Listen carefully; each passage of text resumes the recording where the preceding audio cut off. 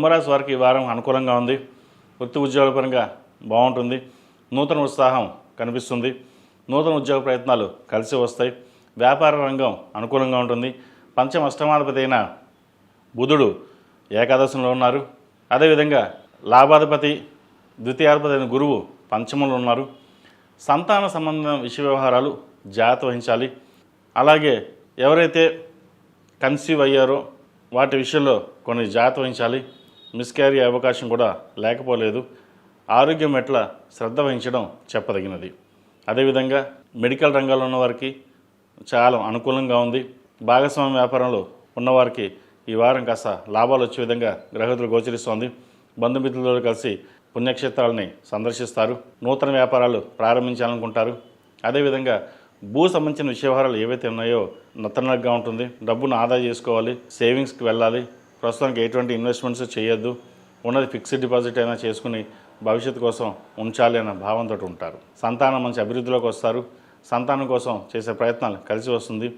ఎప్పుడో కొన్న స్థలాలు మంచి రేట్ రావడం, అది అమ్మేసి ఇంకో చోట ఇన్వెస్ట్మెంట్ చేద్దాం అనుకుంటారు. ప్రస్తుత కాలమాన ప్రకారం ఉన్న స్థిరాస్తిని అలాగే ఉంచి ఎటువంటి యాక్టివిటీస్ లేకుండా చేయడం అనేది చెప్పదగినది.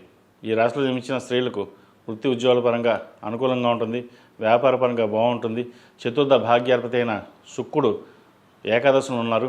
జీవిత భాగస్వామితోటి మాట పట్టింపులు వచ్చే అవకాశం లేకపోలేదు. సప్తమాధిపతి అయిన రవి కూడా ఏకాదశంలో శుక్రుడితో కలుస్తున్నారు. పంచమ అష్టమాధిపతి అయిన బుధుడు ఏకాదశంలో, చతుర్థ భాగ్యాధిపతి అయిన శుక్రుడు కూడా ఏకాదశంలో ఉన్నారు. 4 గ్రహాలు ఏకాదశంలో ఉన్నాయి. భాగస్వామితో పాటు వ్యాపారాలు కూడా ఏవైతే ఉన్నాయో వాటి విషయంలో ఆచితూచి వ్యవహరించాలి. ఏదైనా ఒక నిర్ణయం తీసుకున్నామంటే అది అందరికీ ఆమోదయోగ్యంగా ఉండాలి. ఏకపక్ష నిర్ణయం పనికిరాదు. అన్నీ బాగానే ఉన్నాం, నాకు నేనుగానే చేస్తాను, నాకు ఎవరి సలహాలు అవసరం లేదు అని అనుకోవద్దు. మీకు ఏలినాటి శని నడుస్తుంది. ద్వితీయంలో శని బాగున్నారు కుటుంబ స్థానంలో. అయినా సరే తీసుకునే నిర్ణయాలు ఒక్కొక్కసారి తప్పు అవుతుంది. ఎందుకని?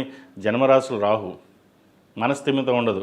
మగవారైతే విలాసాలకి ఎక్కువగా ధనాన్ని ఖర్చు చేయడం ఉంటుంది.